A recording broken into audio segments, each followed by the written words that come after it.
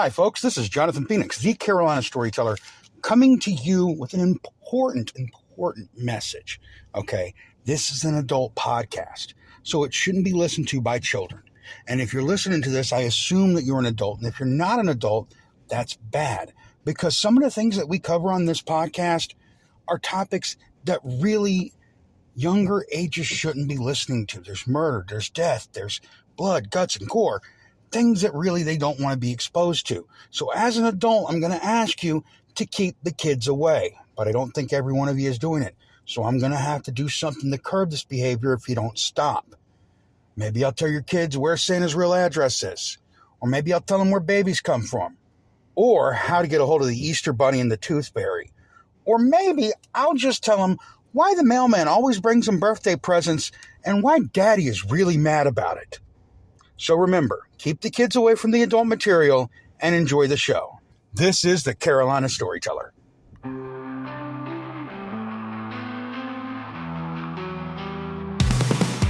the dark woods where shadows creep, stories rise as the campfire reaps. Jonathan's voice a haunting thrill. With every tale he bends on will. Echoes whisper, the night draws near. By the firelight, our fears collide. The Carolina storyteller, our guide. Through the spooky, the fervent fight. Fables of darkness igniting the night of the night.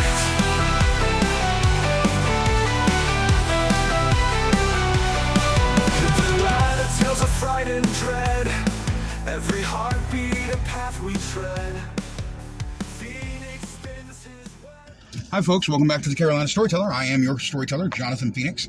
Happy to be here with you. We're coming up on the end of September. Getting so much closer to the spookiest days of spooky season. It's so wonderful. The weather is getting cooler. The days are getting longer. I'm waiting for the leaves to fall. Unfortunately, there's pumpkin spice around, but who cares? Because it's time for the spookiness. For those of you that don't know, I'm going to be in Union, South Carolina on Saturday, October 12th at the Rose Hill Plantation Historic State Site, where I will be telling ghost stories at the Carolina Tales and More Festival. So make sure if you're in Union, South Carolina, you swing by. It's $10 per person. You get to come and be part of the whole experience, and you get to hear some great ghost stories. Stories, of course, you've probably heard on the show, but you get to hear them live, which is even better. So show up, be there. I'll even have a merch table set up so you can get some of the merch that you can find over at thecarolinastoryteller.com by going to our store. And remember, if you want to support the show, please, I can't stress this enough, go to patreon.com/thecarolinastoryteller and join our family. Get in there. Get into the exclusive stuff, interviews from the cast of Valmont, exclusive episodes, chapter reads from my books, all kinds of fun stuff, only available at patreon.com/thecarolinastoryteller. Now that I'm done being a shill, I got a good story for you this week. Have you ever heard of a shotgun wedding? I'm sure everybody has. The shotgun wedding is this thing where, some guy knocks a girl up and then her dad stands there with a shotgun while you two get married. It's typically how it happens. It's a very southern thing. At least to my understanding, it's southern. Usually in Alabama and Tennessee. But there are other means of it, I'm sure. But I'll bet you've never heard of a dual pistol wedding. Well, have I got a story for you. Just sit back. Let me tell you the story. Archie Campbell, or more precise to be Captain Archie Campbell, otherwise known as Mad Captain Campbell, was a British captain in the 1700s who was part of the occupying force in the city of Charleston. Now, a lot of the people in Charleston, they were Tories. And what I found out over the years through studying the history is that places like this, where there were a lot of Tories and the British were able to hold control, I think the reason was because they lived that Bridgerton life. And if you've seen Bridgerton, which you have to it's a great show, You know what I'm talking about. You know, the balls and the parties, and everybody comes in and they've got to be in these fancy dress. And Captain Archibald Campbell was just the cock of the walk with these parties. He thought he was the greatest thing since sliced bread. This guy was so narcissistic. Narcissus looked at him and said, damn, man, what the hell? This guy was just in love with himself. But the only thing he loved a little bit more than himself was Miss Pauline. Miss Pauline was a young girl who was kind of shy and demure, but very beautiful. And to Archie, she was perfect. She was the type of woman that he could marry and he could control. She was the type of woman that he could marry and she would worship the ground he walked on. She was the type of woman that he could marry and turn into the mother and wife that he desired, that would make him that much more of a spectacle. She was the perfect woman to be by his side.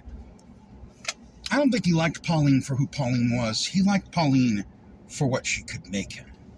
And he planned to wed Pauline, even though Pauline had not once paid him any mind. She had kind of blown off his advances. She didn't care. She wasn't interested. It wasn't her thing, you know what I mean? But he was incensed that Pauline would be his wife. So he attended this ball in 1780, and he was going there again to try and woo Miss Pauline.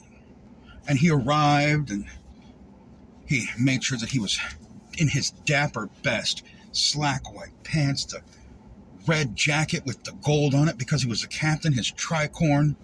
He paused as he walked up the steps and handed his tricorn to the man there and said, "Keep it straight, or you will be punished."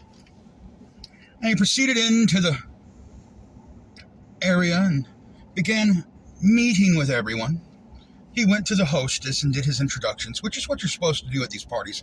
Because remember, this is that Bridgerton lifestyle, okay? It actually carried over to here, but we didn't have the queen. So you just had the host you had to impress. And he looked around and he could not find Pauline. So he made his way upstairs towards the ballroom. But on his way, he was stopped by the one thing that could keep him from Pauline, a mirror. He had to check himself out because nothing was finer than Captain Archie Campbell. So Archie Campbell gets done staring at himself in the mirror and walks into the ballroom, and there he sees her. The very vision of beauty, her dress flowing as she dances on the floor, and she just seems so happy in the arms of a young soldier. This did not make Captain Campbell very happy. This did not make him happy at all.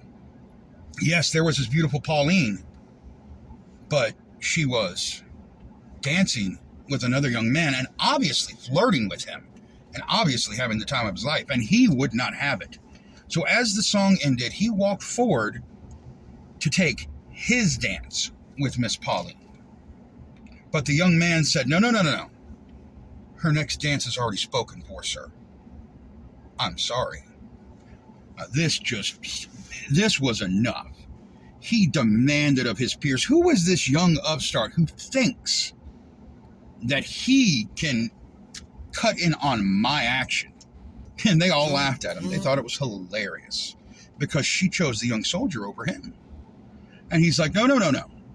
I will marry her. And that just made him laugh even more. And he said, I will wager that she will marry me in 3 days. And so they took the bet. They said, will you wager that she will do it consentingly? And he said, yes, she will consent to marry me in 3 days. We will be wed and we will be happy. This young upstart is nothing more than a bump in the road. And so he went about devising his plan. He sent a letter to Miss Polly, but he would like to take her in the next couple of days on a carriage ride.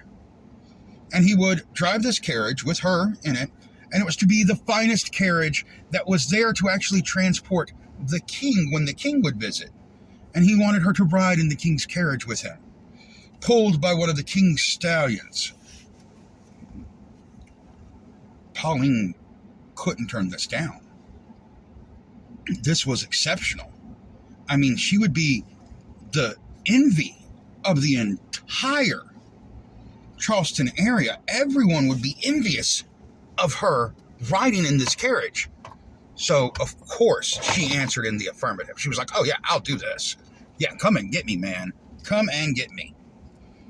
So on the day he arrived with the carriage, he helped her onto the seat, and then he proceeded to ride off. From downtown Charleston, he turned and started to ride out of Charleston, and then he began to whip the stallion furiously, making it run faster and faster, so fast that Pauline became scared. But he was crazed, just trying to get the horse to go faster, and she was like, please, slow down. And he joked and he said, oh, this stallion, it has a mind of its own. I can't get it to slow down. We'll just have to bear with it. Now, obviously he was up to something, but she didn't know. He rode all the way to Goose Creek to St. John's Church. You'll hear more about this place later. And when he got there, he stepped down and he escorted out the very scared, very confused Pauline. And the pastor came out and he said, Pastor, you must marry us, and you must marry us now. And the pastor said, I shall do no such thing without her consent. And he pulled a pistol from his waist, pointed at the priest and said, you will marry us now, or I will put a hole in your head right here. And the pastor was shook, of course. And then he pulled another pistol and pointed it at Pauline's head. And he said, tell the man you consent.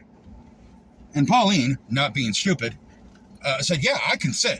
Because obviously Archie was off his rocker. And so there, with just a priest, Archie, Miss Pauline, and 2 pistols, they were married. And then he promptly loaded her into the carriage, which was now their wedding carriage, of course. Like I said, he had a plan, and proceeded to ride to where their new home would be, an Exeter plantation in Monk's Corner. He collected on his bet.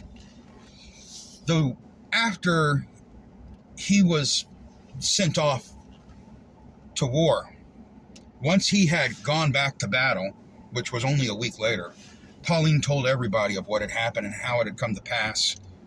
And they all realized what a monster of a man Archie really was. But it really wasn't, because Archie was going to be dead within 2 months of their wedding. He would be shot down in a battle with none other than the Swamp Fox, Francis Marion, leaving Pauline, who was with child, to live in their home on Exeter Plantation. When the child was very young, Pauline took ill, and she would pass away. It is said that to this day, the ghost of Pauline wanders Exeter Plantation, which is now a golf course, believe it or not, crying tears of sorrow for the son she left behind.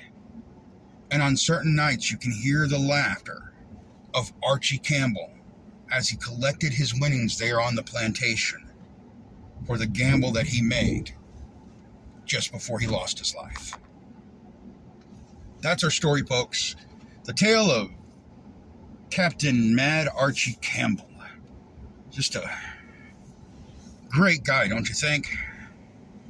And like I said, I'd never heard of a pistol wedding before, but this is a 2-pistol wedding. And how this was even legal, I don't understand. I feel like somebody should have done something about it at some point in time, but they didn't. I guess because after the wedding, he consummated the marriage with Pauline, probably at gunpoint, knowing that once he had had sex with her, you know, that's kind of like if you remember in the break, if you've watched Bridgerton, you know that once a young woman has slept with a man, she's kind of lost her honor unless she's married to that man. It's, you know, what you have to do. You sleep with a man, that man's got to, I mean, in the show Bridgerton, if you kiss a man, you got to marry him. I mean, that's how strict they were back then. So it doesn't surprise me that at this point they were, just accepting the fact that Pauline was his now. But so glad we've gotten away from that, aren't you? Anyway, folks, that's our story for today. I hope that you guys enjoyed it. I hope that you liked it. Remember to go to patreon.com/The Carolina Storyteller to support the podcast, or go to thecarolinastoryteller.com so you can go over and check out some of our merch and get all kinds of stuff to support the show. We've got coffee mugs, and we were just talking today on the Mortal Musings podcast group, and it's on Facebook. Mortal Musings podcast, great podcast if you want to listen to it. I'm just saying, very good podcast, very good. About coffee cups and using them to heat tea. Don't do it in a microwave, folks. At least that's what the British will tell you. Anyway, that's our show for today. Thanks for listening. Thanks for being here with me. And as always, remember, stay spooky, my friends. We'll see you next time.